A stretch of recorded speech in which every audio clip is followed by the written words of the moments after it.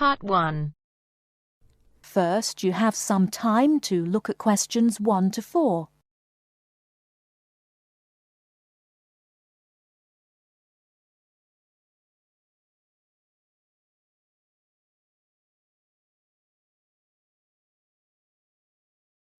Now we shall begin. You should answer the questions as you listen, because you will not hear the recording a second time. Listen carefully and answer questions 1 to 4. Global Bicycle Tours, may I help you? Yes, thank you. I'd like to sign up for a bicycle tour. Which tour were you interested in? We have the River Valley Tour coming up in June and the Mountain Tour in July. The River Valley tour is in June. I thought it was in May. It actually takes place the first week of June. Oh, I see. Well, I can still do that. The River Valley tour is the one I want. Splendid. Just let me take your information. May I have your name, please? Carla Schmidt. That's Carla with a K, not a C. Karla. Thank you, Miss Schmidt. Address? Do you need a street address, or can I give you my post office box? A post office box is fine. It's P.O. Box 257, Manchester. Thank you. OK, next. Will you be bringing your own bicycle, or do you want to rent one from us? I'll bring my own. Excellent.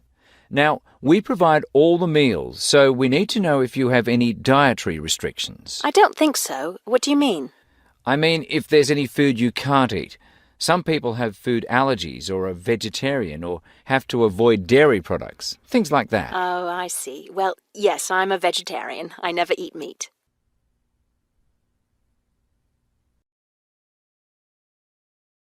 Before you hear the rest of the conversation, you have some time to look at questions 5 to 10.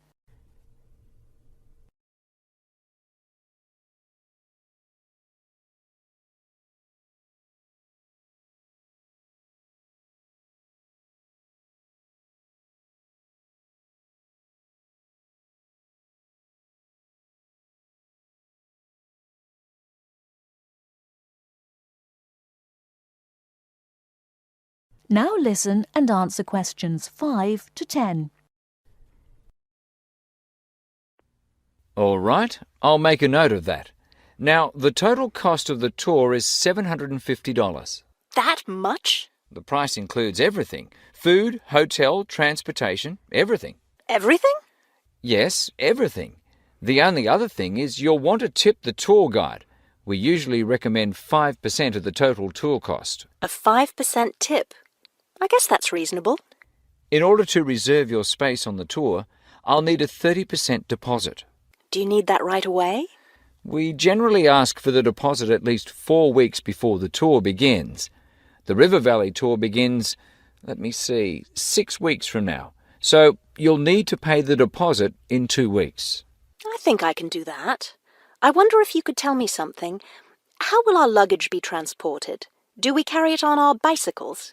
No, you leave that to us. We have a van that carries your luggage from hotel to hotel each day, so you don't have to worry about it. Great. I have a luggage rack for my bike, but I guess I won't have to bring that. No, you won't. But there are a few items we recommend that you bring. We can't control the weather, so you should bring a raincoat or rain gear.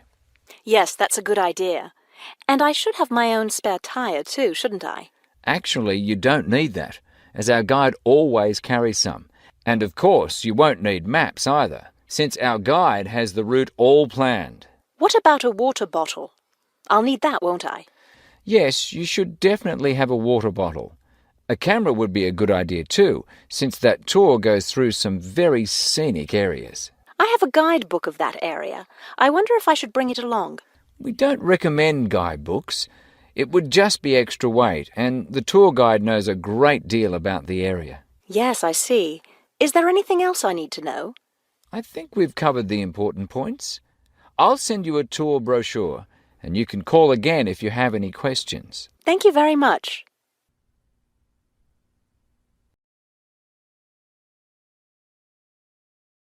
That is the end of Part 1. You now have half a minute to check your answers.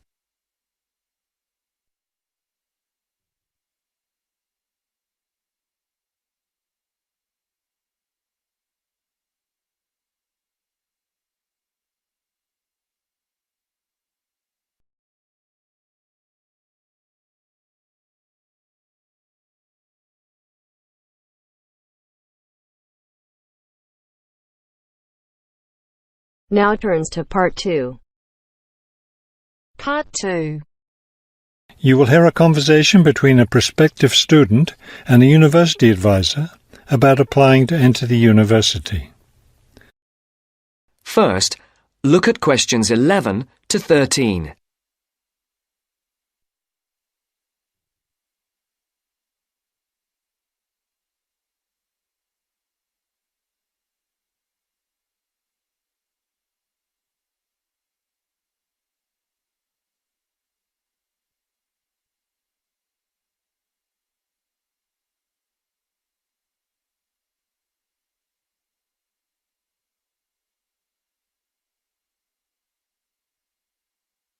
As you listen to the first part of the interview, answer questions 11 to 13.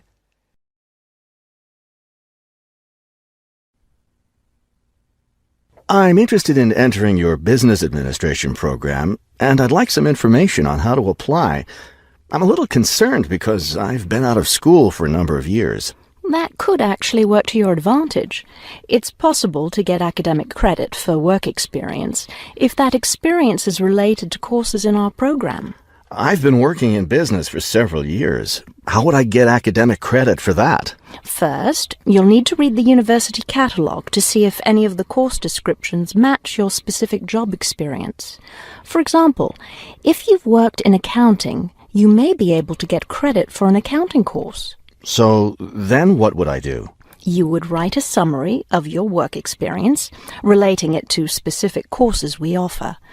Submit that to the admissions office with a letter from your work supervisor confirming your experience. Now look at questions 14 to 20.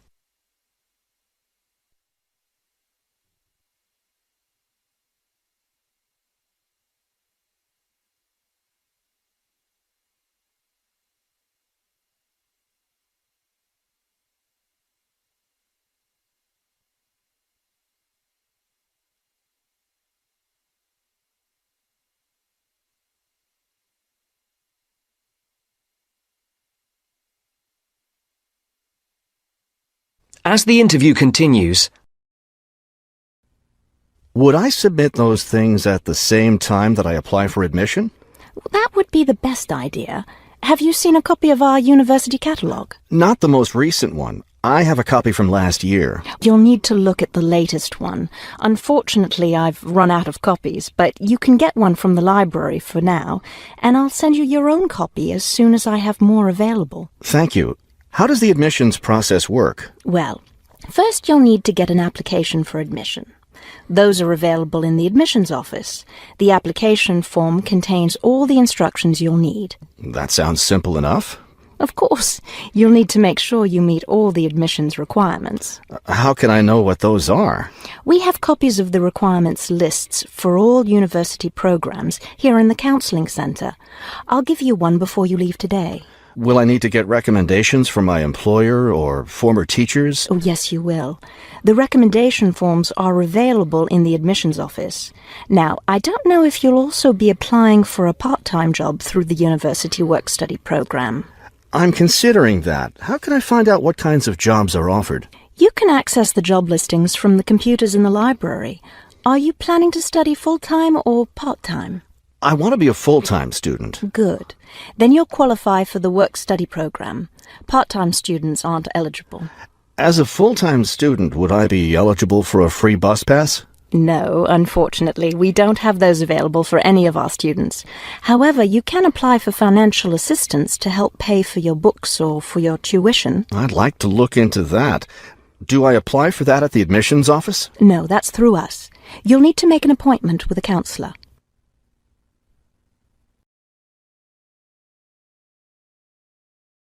That is the end of Part 2.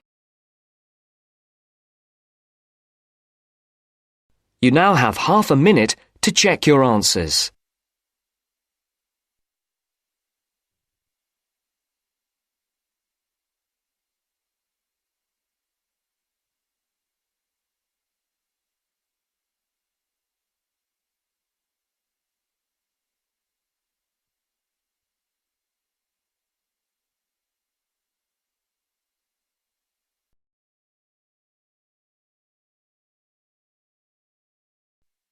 Now turns to Part 3. Part 3. You are going to hear part of a lecture on some useful information for your travelling around Britain. Listen to the lecture and complete the notes below. First, you have some time to look at questions 21 to 25.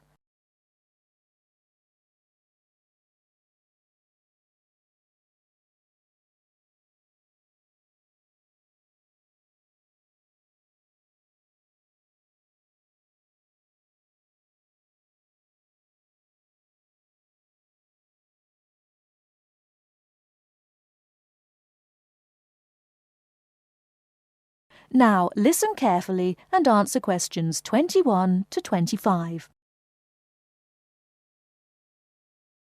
Good afternoon and welcome to the session on Britain. This afternoon, I would like to provide some useful information for you about travelling around Britain. Britain has over 700 tourist information centres. You will find them at major ports, airports, stations, historic landmarks and towns, and holiday centres. So just look out for this sign that says Tourist Information. The staff will be able to answer your holiday queries, as well as provide essential maps, guides and brochures. Tourist information centres at major ports and airports in London and addresses of British Tourist Authority European offices are all listed on the Tourist Information Centres. Now, let's talk about the telephone in Britain. You know, Britain is well supplied with public telephones. Street kiosks take lop coins.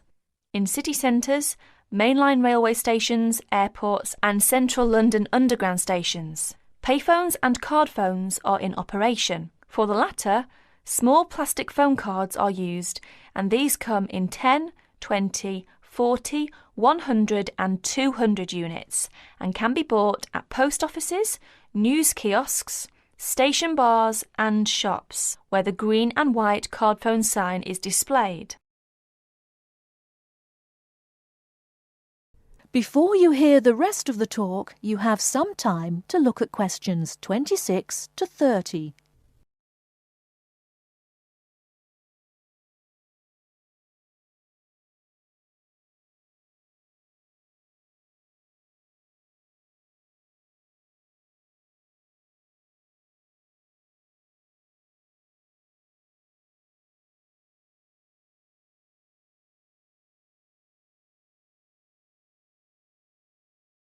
Now listen and answer questions 26 to 30. When using the different public telephone systems, make sure you read the dialling instructions carefully. Now let's see the banks in Britain. There are 24-hour banks at London's two main airports. One is Heathrow and the other is Gatwick. Otherwise, banks are normally open from 9:30 to 3:30, Monday to Friday. Barclays Bank and National Westminster Bank offer a Saturday morning service at some of their branches. National Gyro Banks has 42 bureaux de change located in post offices throughout the country in main tourist areas. Opening hours are 9 to 5:30 weekdays, 9 to 12:30 Saturday mornings. One exception to this is the Trafalgar Square office, whose opening hours are 8 to 8 weekdays and Saturdays, and 10 to 5 on Sundays. The Bureau de Change services are available to overseas visitors. Visitors can change their money there. You can also change money at Bureau de Change, large hotels, department stores and travel agents. Be sure to check in advance the rate of exchange and the commission charged, as these vary considerably. Wherever possible, you are advised to use the bank or Bureau de Change, which conforms to the BTA Code of Conduct. In most cases, this is indicated by display of the code. That is the end of Part 3. You now have half a minute to check your answers.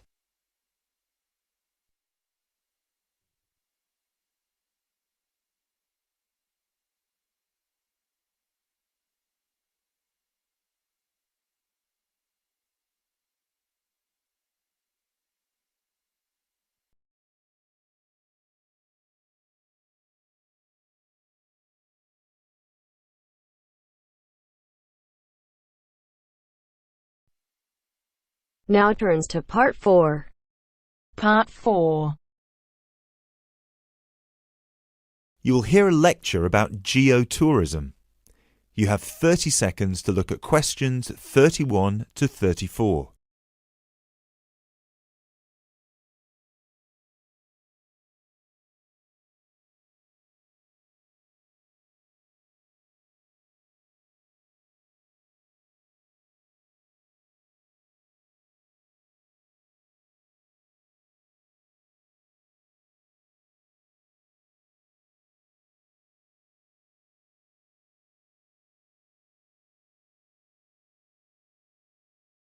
Now, I'd like to move on to talk about something called geotourism. Geotourism is very basically leveraging the benefits of tourism for local communities. I would just like to give you a couple of statistics which are very illustrative of the current situation with regard to young travellers and international tourism. Firstly, tourism has an impact on more people worldwide than any other industry. Indeed, it has an impact on 1 in every 2 people, either directly or indirectly. The second statistic is that in global tourism, there is a 97% economic leakage.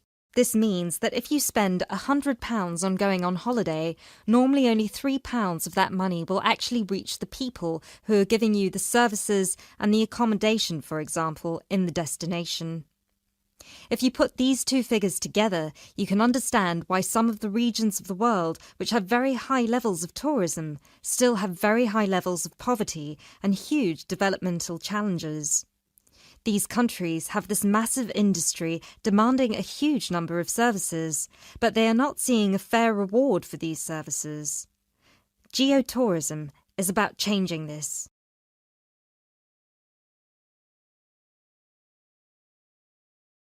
You now have 30 seconds to look at questions 35 to 40.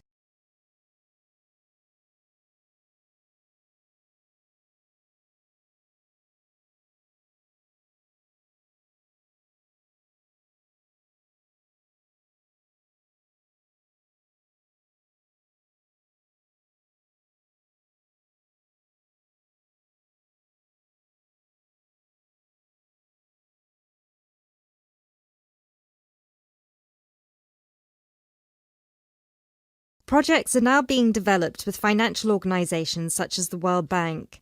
One of these involves developing a technology platform which is bringing grassroots travel products such as hotels, locally owned hotels, not global chains, very locally owned tour operators to the international travel market, therefore avoiding the middlemen.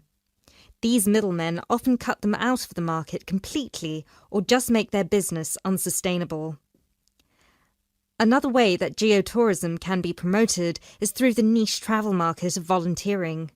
These days, a significant number of older teenagers want to spend a gap year, either between school and university, or university and employment.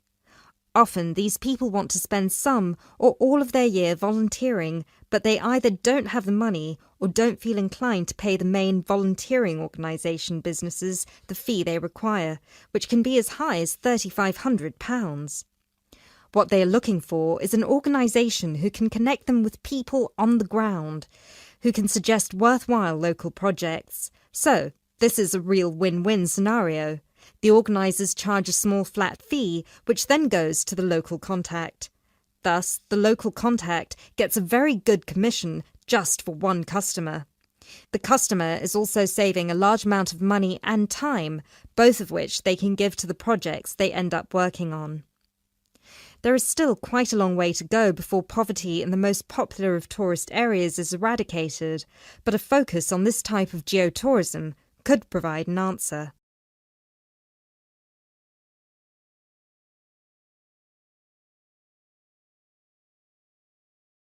That is the end of Part 4. You now have half a minute to check your answers.